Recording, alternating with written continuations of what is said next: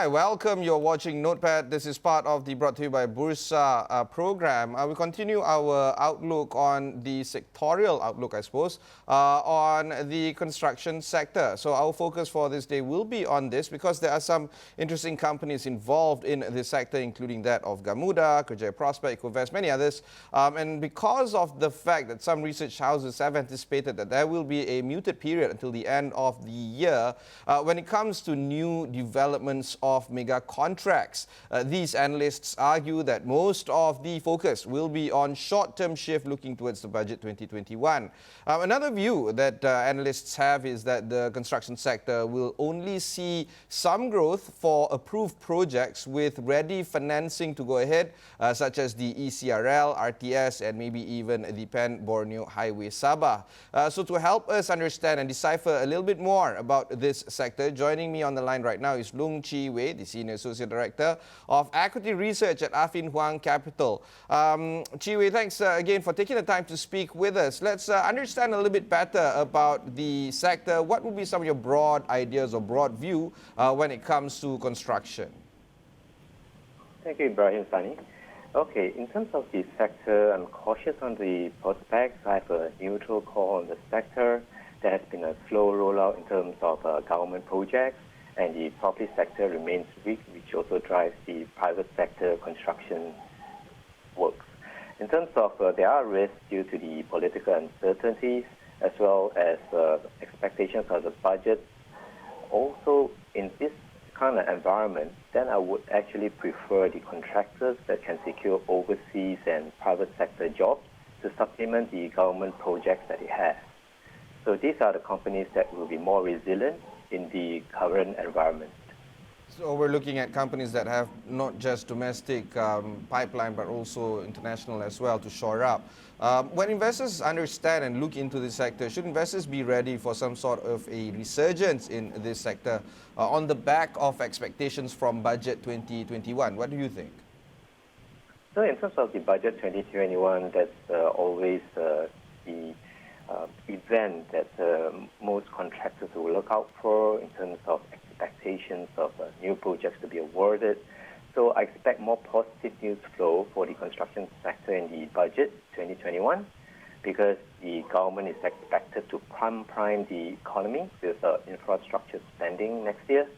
Because this sector would have a high multiplier effect in terms of driving economic growth in 2021 if there is an increase in infrastructure spending. I expect the government allocation for development expenditure to increase to 60 billion ringgit in 2021 versus 56 billion ringgit in 2020. I expect there to be more spending on upgrading hospitals, public utilities, as well as rural roads, and this would be an important sector to look at. Some allocation for the rapid transit system as well as the Iskandar BRT are some of the things I'm looking out for. Also, there are mega infrastructure projects to be included in the budget potentially. And going on to next year, this would be also the announcement of the 12th Malaysia Plan, and the budget 2021 will be the first year that this plan will take off.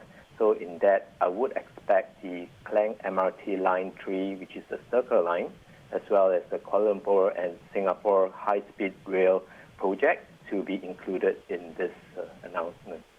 Yeah, it's nice that you touched on these two mega projects. Let's decipher one by one, yeah? The high-speed rail, we'll start off with that because it's about 110 billion ringgit. And the status right now is that the TAC and CAC is to conduct a review, and it will be finalized towards Christmas this year. Some potential beneficiaries, some analysts are arguing it could be Gamuda, Sunway Construction, IGM, largely because these are contractors with some rail expertise. Do you feel that these companies that we just mentioned would have a better option in terms of moving forward following the budget because the high-speed rail is a mega project that has to be done between these two countries? Well, in terms of the finalization of the project, that will be positive for the sector in general because of the large size and value of this contract. In terms of the initial beneficiaries, I would expect the engineering consultants, for example, like HSS engineers, to benefit. In terms of the main contractors, I think the likes of your Gamuda that has implemented a lot of large infrastructure, railway-based projects would actually potentially benefit. And also the likes of your YTL Corporation, which has been working on projects like the Gemas Johor Bahru double tracking, they would actually be in a competitive position to bid for some of these works as well. Then following through that, then there's a potential for subcontractors to benefit in terms of some sections of the work could be undertaken by the likes of your IGM Corporation and Sunway Construction that has been good subcontractors for a lot of these main contractors. The MRT Line 3 that you were mentioning, the contractors including MMC Gamuda JV have submitted revised proposals, i.e. lowering the cost for MRT 3. What do you think is going to be the reception from the stakeholders coming in from MRT 3? Are they going to be more receptive towards this kind of retendering? I believe it's a good time to retender this project because the costing would have changed. But I think the idea behind it is also to reduce the cost of work by maybe reducing the scope of the specifications of this project. And initially, it could be reduced as much as 21 to 22 billion ringgit compared to the previous cost of 45 billion ringgit. And generally, with a reduction in cost, then it will be easier for the government to finance the project and also keep it more viable. But I do expect a more staggered implementation. Instead of 5 years, it could be extended to, say, 8 years, just to ensure that the financing is sufficient from the government. Chiwe, before we go to a break, I want to lock down on ECRL, largely because this project does involve a lot of companies. Now, when it comes to the potential beneficiaries coming in from this project, we're talking about 44 billion ringgit worth. Some vertical package companies include Gabungan AQRS and MRCB. The horizontal package includes Econ Pile, Sunway Construction. Do you think that the ECRL is going to be given a serious thought in the budget 2021, and perhaps even these companies, they're going to react positively towards some of the announcement that might be announced in the upcoming budget? Okay, in terms of the ECRL, it's mainly driven by the Chinese-based contractor, China Communications and Construction Company. So in terms of the award of contracts, it's driven by them. There will be some allocation in the budget for this project, but the project is also financed partly by the Exim Bank of China. So in terms of the potential beneficiaries, yes, those are the names that were mentioned in terms of potential beneficiaries because of the contract awards needed for the Malaysian contractors, and that is expected to accelerate this next year because this year it was just initial works being awarded in terms of like simple works like earthwork and the likes of your Econ Pile and the Advanced Con will actually benefit from this project together with Sunway Construction. You know, despite the fact that it's pretty quiet, people argue that construction sector is going to go through, it seems like there's going to be a lot of news coming in from this sector, don't you think? Yeah, I do expect the government to actually have more projects in hand to implement to drive the economy next year. But the key concern is the political uncertainties, and I think the pandemic also impacts it in terms of potential delays in project awards, and that is the key concern now. All right, Chiwi, we'll take a short break before we continue our conversation on the construction sector. Don't go anywhere.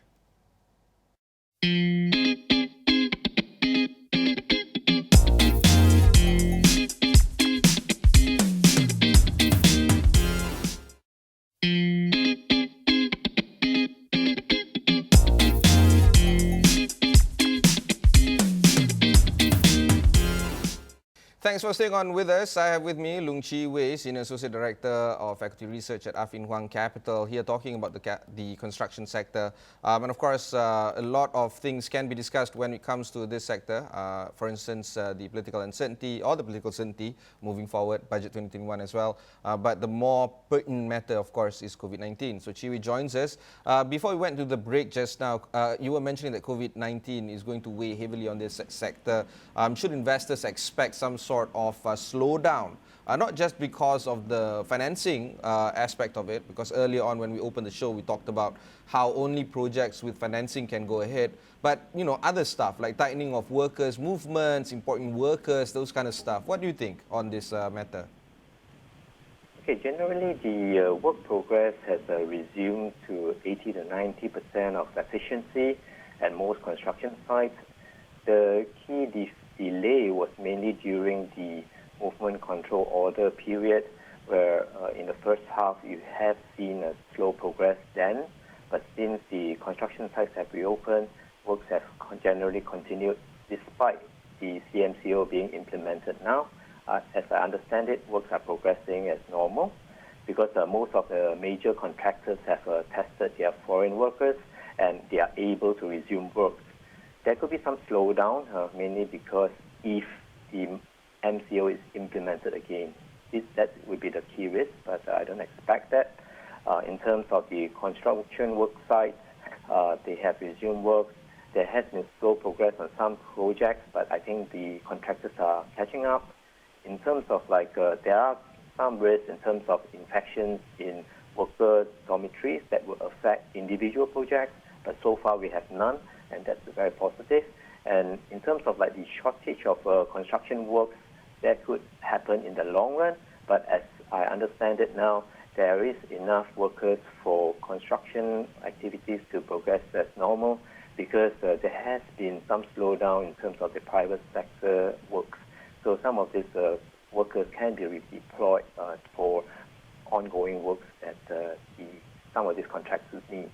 Yeah, that seems interesting because it seems like we are looking at sufficient workers to carry out the projects, but whether or not the projects will be granted is another thing, which brings back to that financing aspect. Do you think that financial institutions in the country, perhaps even outside of the country, would be a little bit more, I guess, supportive of the construction sector, and they would probably want to lend more towards the counters that we mentioned just now, or even these kind of companies would even seek more funding from the capital markets? What would be some of the ideas when it comes to sourcing for funds for these kind of construction sites, construction projects?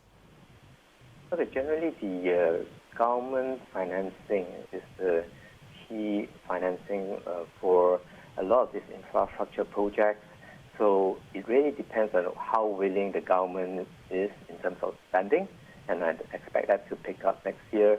Because this year they were generally more focused on helping the people, helping the SMEs to weather this COVID-19 pandemic impacts.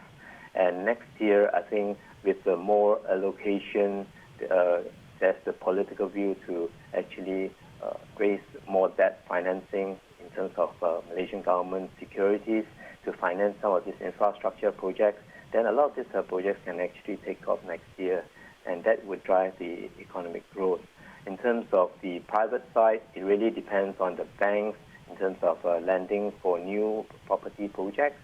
But at this time, given the prolonged downturn in the property sector, I think there will be less launches of new projects. And at this point, I think it will more be driven by the government in terms of spending to drive the construction works for a lot of these contractors.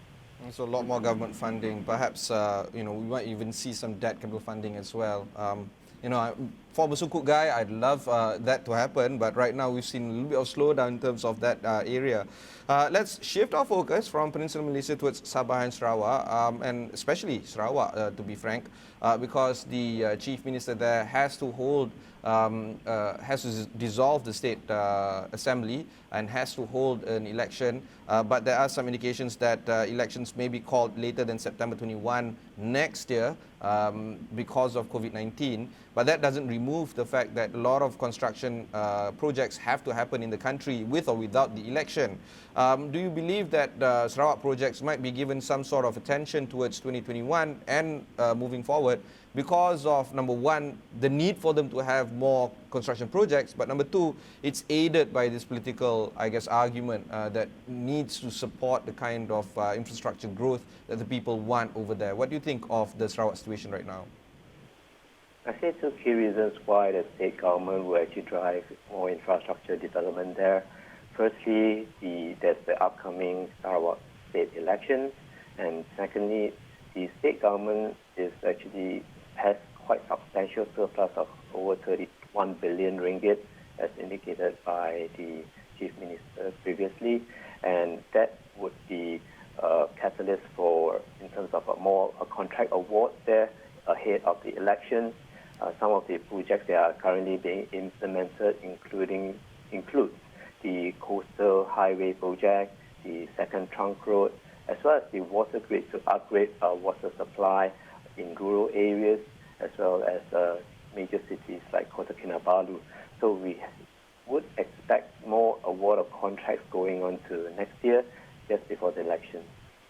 Some companies that we can think about when it comes to these kind of projects in Sarawak include Cahaya Mata Sarawak, KKB Engineering, AWC even, and of course TechChem Group. What is your view on these kind of companies? Do you think that you have a little bit of optimism moving forward for this kind of groups of companies?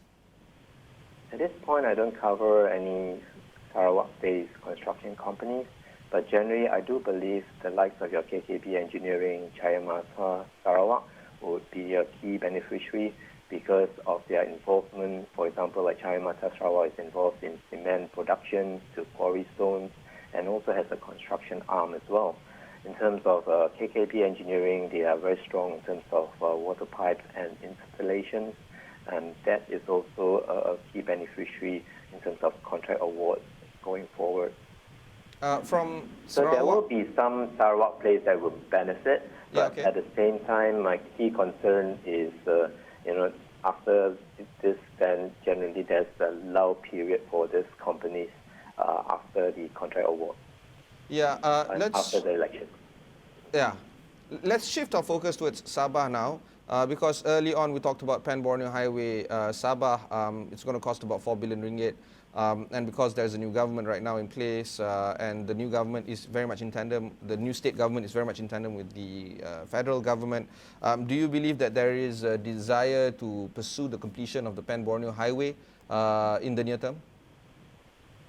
I think for the Pan Borneo Highway, there is expectations that they will continue this project, but the federal government has mentioned that it will be a staggered implementation given the budget constraints. I do expect more packages for the Pan Borneo Highway for the Sabah stretch to be awarded next year, but in terms of the actual amount, it will really depend on how much allocation that the federal government is willing to put in for that project. Okay, we'll take one more short break before we conclude our conversation on the construction sector. Don't go anywhere.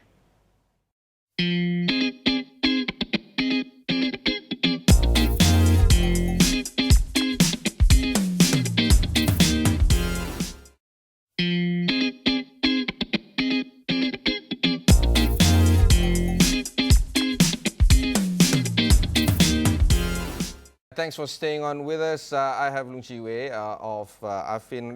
Let's continue on this whole idea of understanding the construction sector per se, because a lot of investors don't normally put construction sector on their investment radar. They normally think about ETFs. They normally think about other, tech sector, for instance, or telco. What would be some of the stability that can come from the construction sector that might be amiss by investors right now? Okay, in terms of the overall construction sector, yes, it's old economy, but at the end of the day, there are a lot of beneficiaries from this sector, although the contribution to GDP is small. But if you see the chain of beneficiaries also runs into the manufacturing sector as well. When a contract award is done to a contractor, he he had to actually get supplies of building materials from cement to tiles for, say, a building, and that would generally benefit the manufacturers of building materials. And on top of that, you have other subcontractors that benefit in terms of supply of labor, in terms of supply of materials and equipment. And that also drives a lot of the SMEs in terms of benefits. And that's why a lot of governments do look at infrastructure spending as a way to drive economic growth. When there has been a slowdown in terms of like the export sector, for example, and that is why I see a resurgence in terms of this sector going forward. But how fast it can be pushed through depends on the government budget and the political will.